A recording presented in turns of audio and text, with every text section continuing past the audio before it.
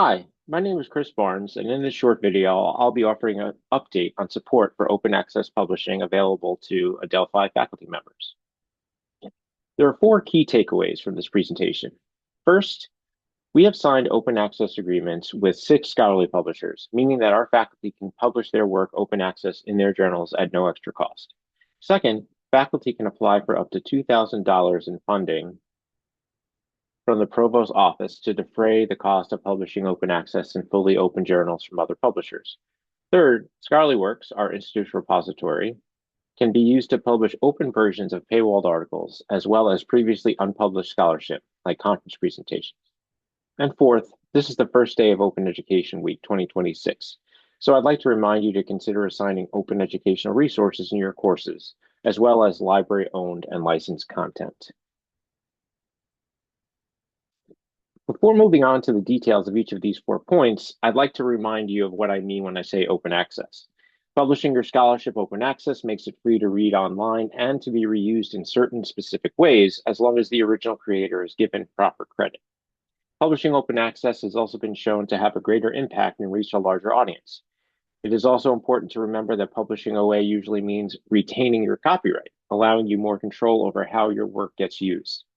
While OA means free to read, it does not mean free to produce.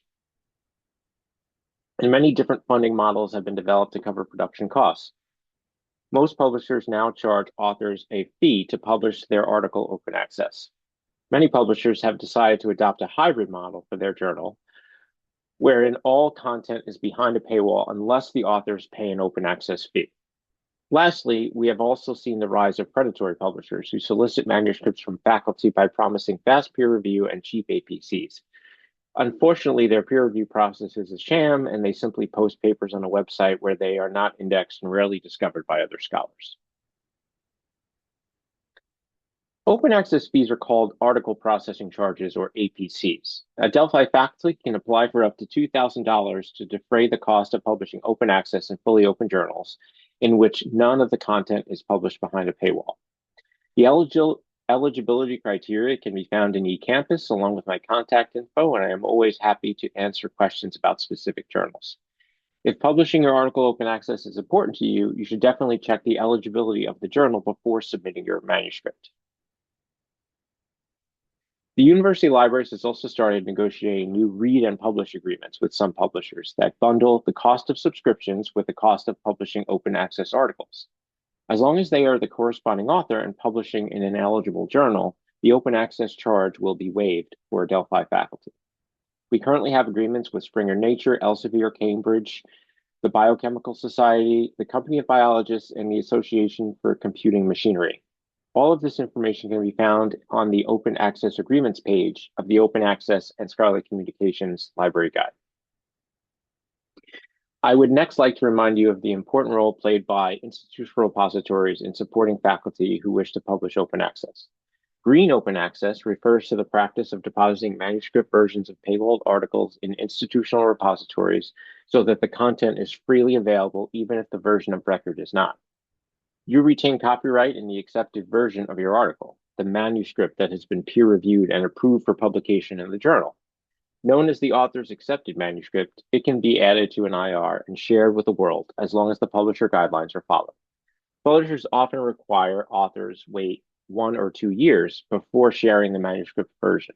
The best place to look for that information is your publication agreement. As a reminder, Scholarly Works is a great place for conference presentations and other valuable but unpublished work. It is given a DOI and discoverable by Google Scholar, meaning it will be added to your Google Scholar profile and come up in searches. My fourth and final takeaway is to remind you to search for open educational resources which may be suitable for your courses, as well as to factor in costs when selecting required materials. Many students are still struggling with the cost of course materials and choosing to go without some to save money. There is an increasingly wide selection of open textbooks and other materials that have been published open access, meaning they are free and can be customized for specific courses and contexts. We also encourage you to assign library-owned and licensed materials which students can access at no extra cost. I created a short video explaining how to search for OER, which was included in the last Provost Weekly Update and today's Faculty and Staff Insider. It is also available on the OER Library Guide. To learn more about open access publishing and open educational resources, check out these two library guides. I will